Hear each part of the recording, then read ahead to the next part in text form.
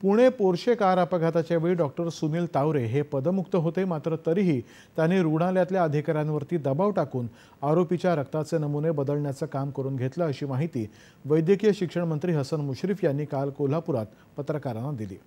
या पार्श्वभूमीवरती यापुढे कोणत्याही रुग्णालयामध्ये अशा प्रकारचं कृत्य होणार नाही, अशा प्रकारची शिक्षा केली जाईल, असं मुश्रीफ यांनी सांगितलं।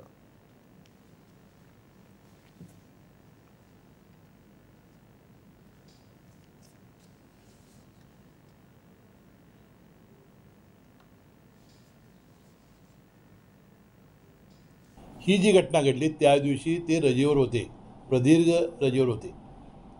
त्यानंतर त्यांनी फोन डॉक्टर हळणोर म्हणून जे आहेत की ज्यांच्याकडे हा विभाग आहे रक्ताच्या सॅम्पलाचा, त्यांना फोन केला आणि त्यांनी 3 लाख रुपये घेऊन काहीतरी सॅम्पल बदललं असं पोलिसांच्या तपासात सिद्ध झालेलं आहे। न्यायालय हे रक्ताचे सॅम्पल, त्याचे रिपोर्ट्स, त्यानंतर पोस्टमार्टम एखादी घटना घडली की त्यावर रिलाय ठेवून म्हणजे विश्वास ठेवून हे न्याय देत असतं। अशा जर घटना व्हायला लागल्या तर अतिशय म्हणजे चुकीचा एक संदेश जाईल आणि म्हणून मी त्याच वेळा सांगितलं की ही अतिशय म्हणजे घृणास्पद आणि अतिशय चुकीची अक्षम्य चूक केलेली आहे। यांना जीवनात धडा बसलाच पाहिजे अशी आम्ही अद्दल घडवणार।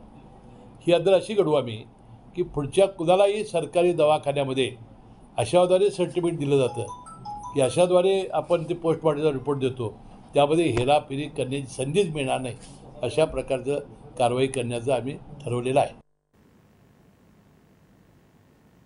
या प्रकरणामध्ये आरोपीच्या रक्ताचे नमुने बदलण्याप्रकरणी चौकशीसाठी गठीत समितीनं काल आपला अहवाल सादर केला। त्यानंतर रुग्णालयातल्या 2 डॉक्टरांसह 3घांना काल निलंबित करण्यात आलं, तर रुग्णालयाचे अधिष्ठाता डॉक्टर विनायक काळे यांना सक्तीच्या रजेवरती पाठवण्यात आलं आहे।